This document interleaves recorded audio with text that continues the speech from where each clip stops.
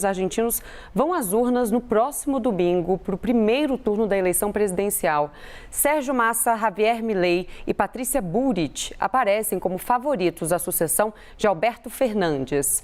A gente vai direto para Buenos Aires para detalhar um pouquinho mais sobre essa eleição com a Luciana Tadeu. Oi, Luciana, muito bom dia para você. Oi, Tainá, bom dia. É isso, muita expectativa aqui na Argentina para as eleições que acontecem nesse domingo. São eleições que não elegem só presidente, também vão decidir metade da Câmara de Deputados da Argentina e um terço do Senado, além de alguns governadores, por exemplo, o governador da província de Buenos Aires, o prefeito da cidade de Buenos Aires. Mas a grande preocupação por aqui é quem vai ser o novo presidente da Argentina. 5 candidatos estão nessa disputa.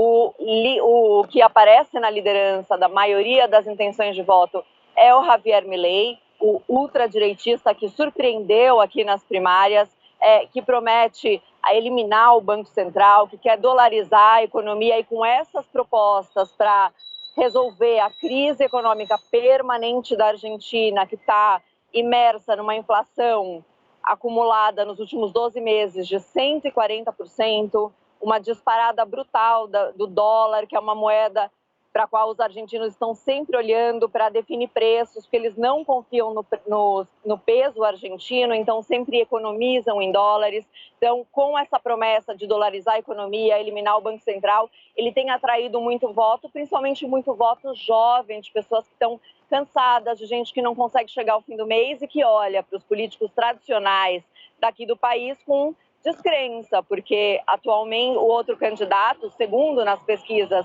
de intenção de voto, é o Sérgio Massa, que é o atual ministro da Economia, que assumiu há um ano e desde que assumiu praticamente triplicou o índice de inflação anual. Então, as pessoas olham com descrença. Ele está nessa dupla função aí de candidato e ministro, tem dado algumas ajudas, isenções de impostos nos últimos tempos com a disparada do dólar e da inflação que teve aqui nos últimos tempos, principalmente depois das primárias, com o susto com essa vitória do Javier Milei.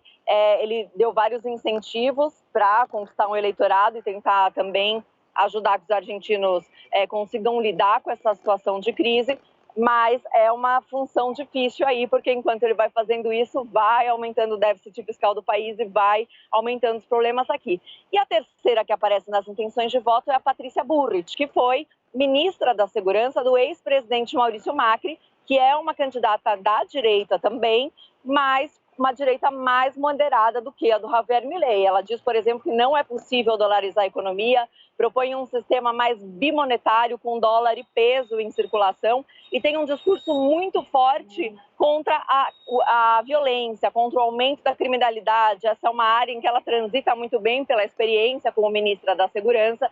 Então promete aí uma mão dura contra o crime, contra manifestantes. Isso é uma coisa que incomoda muito a população. Aqui em Buenos Aires tem muitos protestos que cortam o trânsito, deixam a cidade um caos.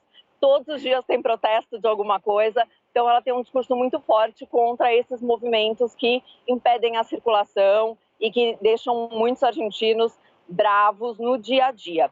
Porém, apesar de Javier Milei estar liderando na maioria das pesquisas, com cerca de 35% das intenções de voto, mais ou menos uns 5 pontos percentuais na frente do Sérgio Massa, tem uma pesquisa que saiu nos últimos tempos da brasileira Atlas Intel que já posiciona o Sérgio Massa como o Sérgio Massa à frente do Milei. Aparece aí com cerca de 30% das intenções de voto, o Javier Milei com 25%, e a realidade é que o ambiente aqui é de incerteza. Não tem analista político, consultor político que crave um resultado, que fale não vai ter uma vitória do Milei em primeiro turno, ou o primeiro turno vai ser necessariamente entre Milei e Massa. A sensação aqui é de incerteza. Não existe nenhuma certeza sobre o resultado das eleições desse domingo.